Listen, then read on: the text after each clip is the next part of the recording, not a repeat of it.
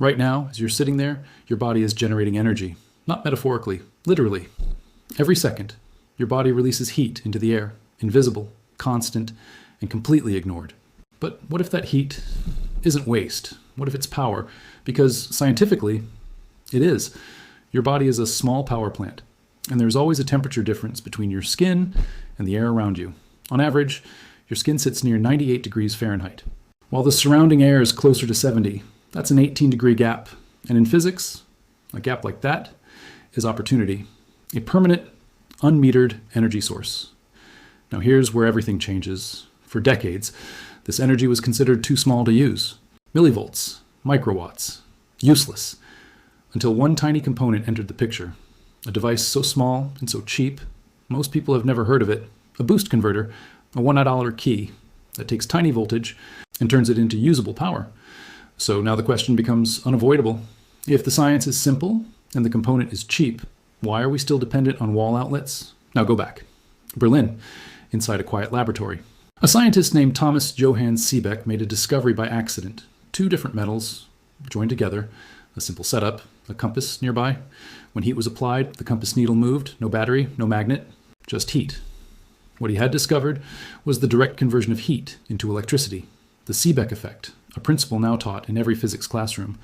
When there is a temperature difference, electrons move from hot to cold, creating current, no fuel, no moving parts, just physics. And here's the symmetry. You already used the reverse of this, the Peltier effect, electricity creating cooling, used in coolers, electronics, systems you trust every day. But flip it, and heat becomes electricity. Same law, different direction. One became mainstream, the other stayed quiet. And it wasn't just theory. In 1954, thermoelectric generators were deployed in the Arctic. No sunlight, no maintenance, just extreme cold, and a heat source. They ran continuously, silently, for years, proving one thing clearly. This technology works. Now fast forward to today. This isn't forgotten science anymore.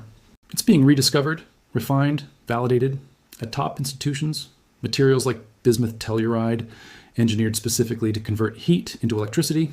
Flexible generators, built into clothing. Devices small enough to wear, powered by your own body. Even wristwatch-size systems, demonstrated to run continuously, using nothing but skin temperature. And the math is simple. One module produces a tiny voltage, but connect multiple together, and it adds up. 20 modules, around 140 millivolts. Feed that into a boost converter, and suddenly you have usable electricity. So now everything changes, because this isn't about theory anymore, it's about control. Look at the world around you. Every device depends on the same cycle. Charge, recharge, replace, buy again. This isn't accidental, it's an ecosystem. A $1 trillion system built on dependency. Batteries alone generate tens of billions every year. Add cables, adapters, replacements, and the real business becomes clear. Not just selling devices, but keeping them dependent. Because imagine the alternative. A device that never needs charging, no cable, no replacement, no repeat purchase. From a user perspective, freedom. From a business perspective, disruption. Because it removes the purchase event, the moment the entire system depends on. Now here's the turning point. This isn't locked technology. You don't need a lab. You don't need permission. You can build a basic version yourself for around $15 to $35. Using simple components, thermoelectric modules, a small boost converter, a thermal interface, a storage capacitor, placed against your skin. One side warms, the other cools. That temperature difference generates voltage.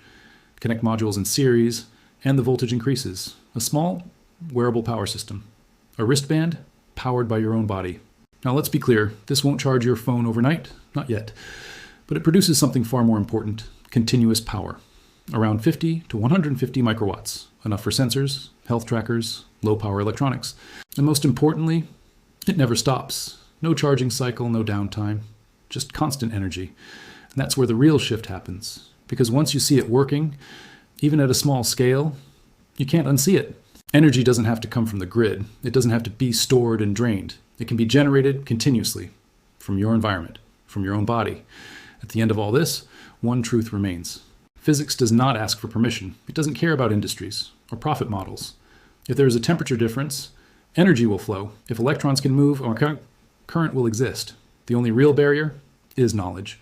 And once you understand it, the distance between dependence and independence is no longer billions of dollars. It's about $35. And a secret that was never supposed to feel this simple.